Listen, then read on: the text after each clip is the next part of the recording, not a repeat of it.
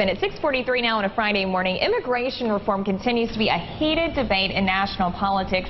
A White House plan was leaked earlier this week that would immediately protect 11 million illegal immigrants and allow them to become citizens within 8 years. This morning we have U.S. Senator David Vitter joining us to talk about immigration. Thanks so much for squeezing us in. Thanks for the invite, Brittany. All right, and you have actually proposed a couple of bills and co-sponsoring several dealing with this topic. But first, let's talk about some of the concerns you have with this plan from President Obama. I put forward an alternative approach with others because I am concerned about President Obama's approach.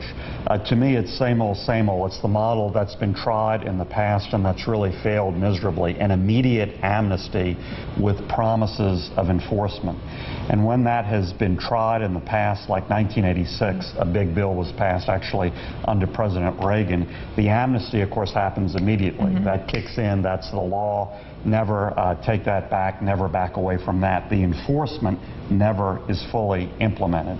And so instead of solving the problem, it grows the problem. The promise in 1986 was we'll do this once, never have to look back, never have to have an amnesty again, solve the problem. But instead of solving the problem in that case, it quadrupled the problem. 3 million illegal aliens, then 12, 13 million today. And with that, what are the implications? Why should people care about that in America? Well, we need to control our borders. Every civilized country in the world has borders, controls its borders. It's part of being a nation. If we don't, there are all sorts of implications, including fiscal implications. You know, we have huge programs, important programs like Medicare and Social Security in dire financial straits.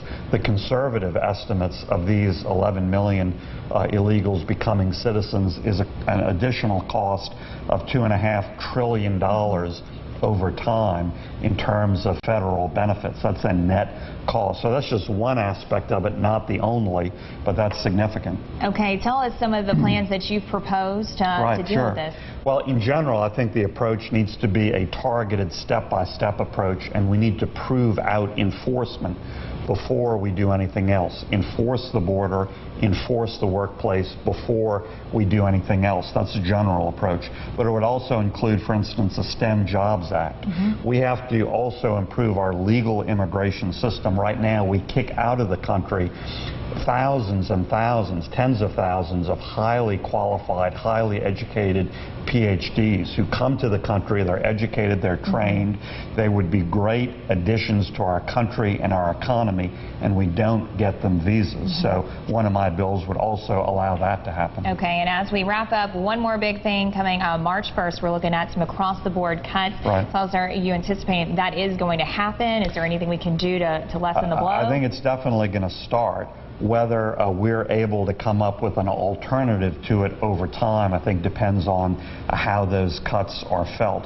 I strongly support replacing those cuts with a different mix of cuts, same savings, same debt reduction, but I think it should be a very different mix of cuts that wouldn't hurt as much. My biggest concern is defense. That's 18% of the budget, but it would get 50% of these cuts. I think that's way out of whack. Would also hurt areas like Fort Polk. Absolutely. We're watching that right now. We appreciate that update from Washington. And if you see him around, say, hey, you're in the area for now as y'all are taking a little break. This morning through today, having a lot of meetings. All right. Thanks so much for squeezing us in again. 6:46, and the makers of Nerf guns are hoping to get girls on board with